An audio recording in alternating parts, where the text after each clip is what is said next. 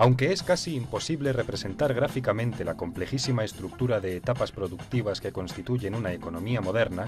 con la finalidad de facilitar la comprensión de los elementos teóricos que desarrollaremos en adelante, vamos a ilustrarla de manera simplificada. Supongamos que la estructura productiva está constituida de manera simultánea por 5 etapas, representadas aquí por su valor en unidades monetarias, cuyo número de orden, siguiendo la aportación clásica de Menger, consideramos que se incrementa conforme más se aleja de la etapa final de consumo.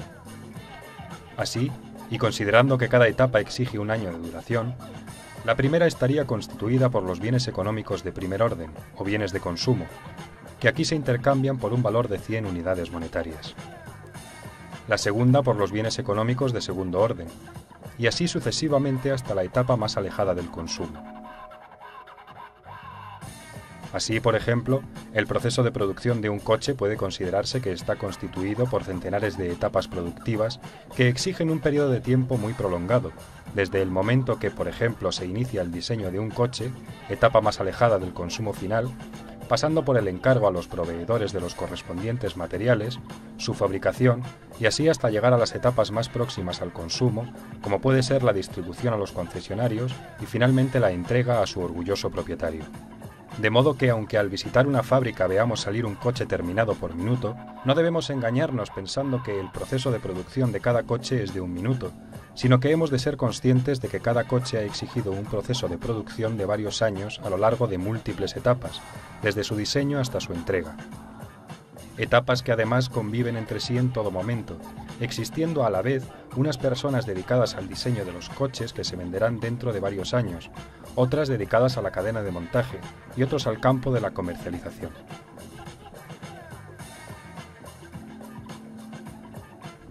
¿Cuáles serían entonces los flujos de renta monetaria? Empezando por la primera etapa, supongamos que los consumidores gastan 100 unidades monetarias en la adquisición de bienes de consumo, que pasan a ser propiedad de los capitalistas propietarios de las industrias de bienes de consumo. Estos capitalistas, un año antes, habían adelantado el pago con cargo a su ahorro de 80 unidades monetarias, correspondientes a los servicios de los bienes de capital fijo y al pago de los bienes de capital circulante producidos en la etapa anterior del proceso productivo por otros capitalistas. Asimismo, abonaron también 10 unidades monetarias a los propietarios de los factores originarios de producción, trabajo y recursos de la naturaleza, que directamente contrataron en la última etapa de bienes de consumo. Esta diferencia entre el total de lo que adelantaron y lo que reciben transcurrido un año equivale a un beneficio contable de 10 unidades monetarias o un tipo de interés aproximado del 11% anual. De la misma manera se puede razonar en relación con el resto de las etapas.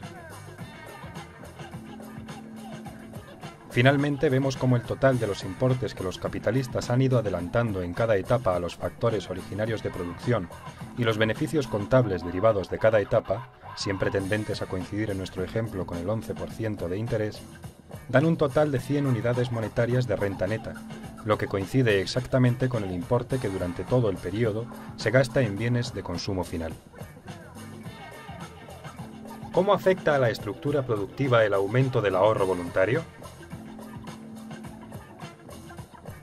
En nuestro ejemplo, vamos a considerar que el aumento del ahorro hace que los agentes económicos, en vez de consumir 100, pasen a consumir 75 unidades monetarias, reduciendo considerablemente los beneficios de las empresas que ejercen su actividad más cerca del consumo final. Debido a ello, los empresarios tenderán a retirar una parte de la demanda de recursos productivos que antes efectuaban en la etapa final de consumo y en las más próximas a ella, y la trasladarán hacia las etapas más alejadas, cuya demanda no cae porque están produciendo los bienes que se consumirán dentro de varios años, y donde descubren que se puede obtener una rentabilidad mayor,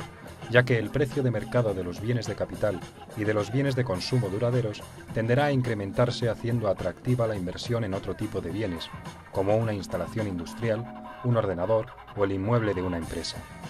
Con todo, vemos cómo tiende a producirse un alargamiento de los procesos productivos, hasta que el tipo de interés, ahora sensiblemente más reducido por el aumento del ahorro, se extienda por igual a lo largo de toda la estructura productiva. Al caer los tipos de interés, el valor de los bienes de capital que producen las etapas más alejadas sube, haciendo más atractiva todavía la inversión en estas respecto de las más cercanas al consumo. A este alargamiento del proceso productivo contribuye también el llamado efecto Ricardo. Al reducirse la demanda, cae el precio de los bienes de consumo, con lo que se produce un aumento de los salarios reales. Esto hará interesante para los empresarios sustituir mano de obra por bienes de capital, provocando que se liberen factores productivos de las etapas más próximas al consumo que serán demandados en las etapas más alejadas. En conclusión, respecto a nuestro primer gráfico, el aumento de 25 unidades monetarias de ahorro neto voluntario provoca tanto un alargamiento vertical de la estructura productiva, surgiendo nuevas etapas,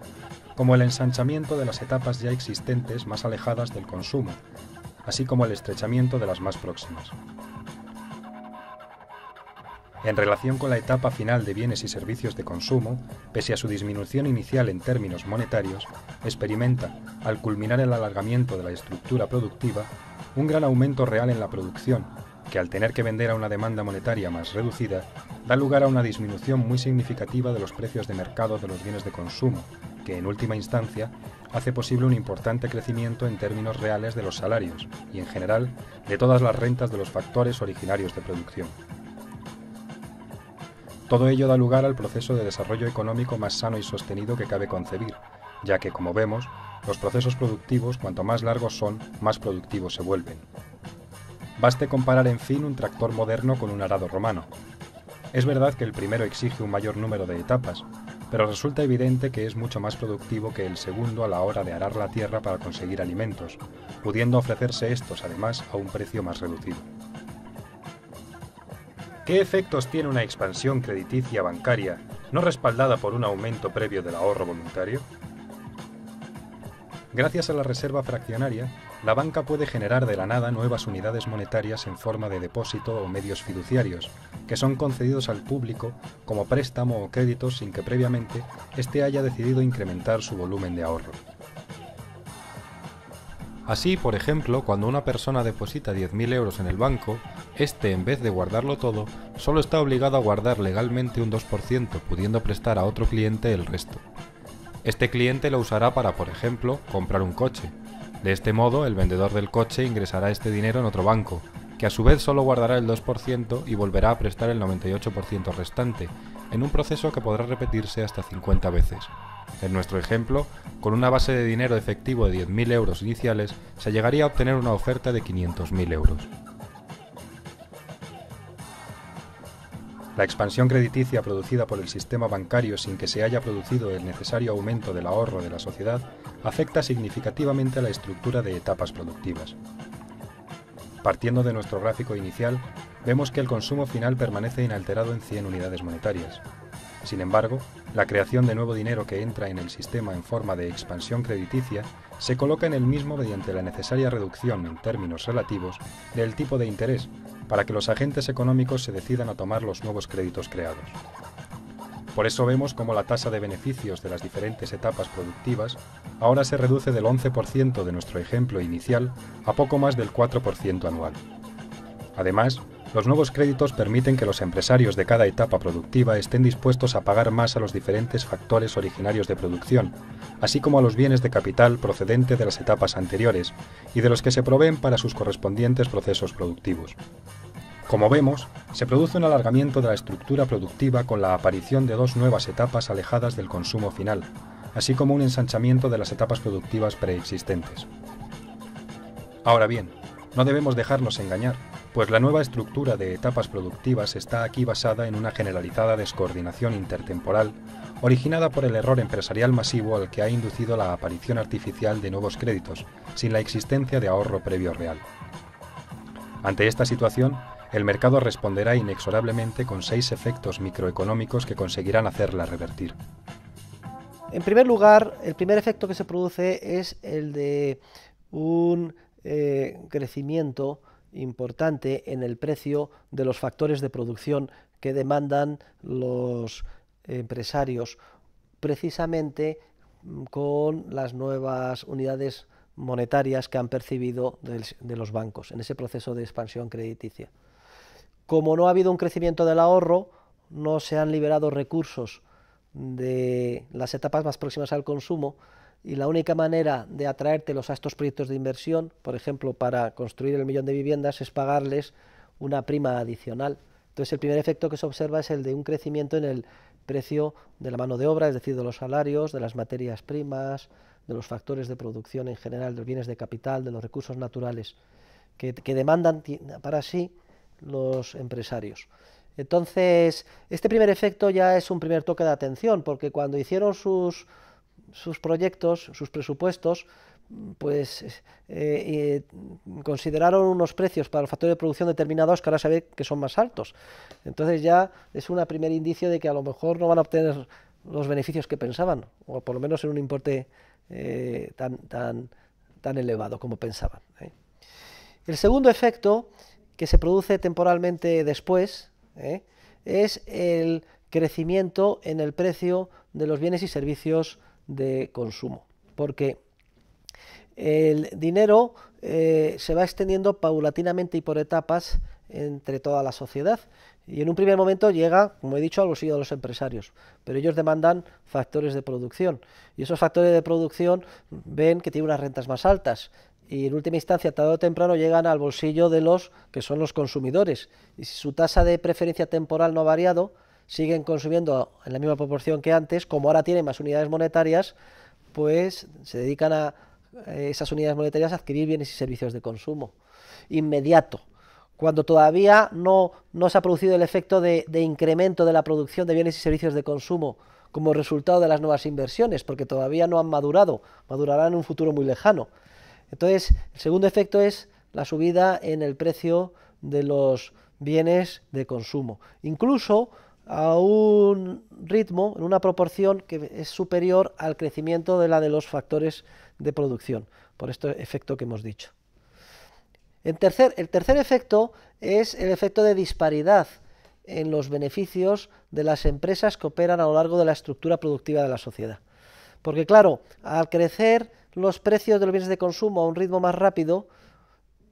los beneficios de las empresas que trabajan en los sectores más próximos al consumo, pues yo que sé, la distribución, las grandes superficies, comercio al por menor, etcétera, pues en términos contables y relativos son mejores que los beneficios de las empresas de bienes de capital, que todavía no han podido vender o culminar sus proyectos de inversión y además ven cómo sus inputs, sus factores productivos cada vez les cuestan más, ¿no? Entonces esto es otra señal que indica a los empresarios: oye, a lo mejor os habéis equivocado, porque donde está el beneficio es en las etapas próximas al consumo, no en los proyectos de inversión tan ambiciosos que habéis emprendido. Luego hay un cuarto efecto, que es el efecto sobre los tipos de interés, y es que cuando se crea el dinero de la nada y se inyecta en el sistema económico prestándolo a los empresarios, se reducen las condiciones que se piden a cambio de los préstamos y el tipo de interés, precisamente para que los empresarios se animen a pedir préstamos, ¿no? Pero cuando ese dinero ya se ha prestado y los precios de los bienes de consumo empiezan a crecer y empieza a haber lo que se dice a nivel popular inflación, etcétera, los tipos de interés vuelven a su nivel anterior e incluso en términos nominales a un nivel más alto, porque incorporan ya una prima que prevé la pérdida de poder adquisitivo de la unidad monetaria. Claro, y esta subida de los tipos de interés hace que el valor hoy o actual de los bienes de capital, de las instalaciones fabriles, de las viviendas, de los pisos, etcétera, se reduzca. Si el tipo de interés crece, el valor hoy de los bienes de capital se reduce. Y entonces, esto es otra señal en el mercado que indica oye, resulta que aquello en lo que estáis movilizando los nuevos recursos monetarios creados en la expansión crediticia, que es en bienes de capital, resulta que su precio de mercado está cayendo. Otra señal clarísima de que se está cometiendo un grave error. Pero luego hay otro efecto, que el quinto efecto esencial, que es el que Hayek bautizó efecto Ricardo, que nosotros deberíamos de llamar más bien efecto Hayek, que es el efecto que tiene este proceso sobre los tipos reales de los salarios. Si los precios de los bienes y servicios de consumo empiezan a crecer a un ritmo rápido, como he indicado antes, por el impacto de que el dinero de nueva creación termina llegando al bolsillo de los consumidores que demandan bienes y servicios de consumo, si los precios de bienes y servicios de consumo crecen a un ritmo rápido, más rápido que los salarios significa que en términos reales los salarios tienden a bajar. Y si los salarios tienden a bajar, es una señal esencial que indica a los empresarios que deben, en el margen, de utilizar más mano de obra y menos equipo capital. Es decir, más trabajadores, a lo mejor con más turnos, y no comprar ordenadores, maquinaria. Es decir, precisamente los bienes de capital, resultado de los proyectos de inversión que han iniciado los empresarios en la etapa de la burbuja. Sería, por tanto, el efecto Ricardo, el quinto efecto. Y el sexto ya es cuando se pone de manifiesto todo esto junto a la vez, es decir,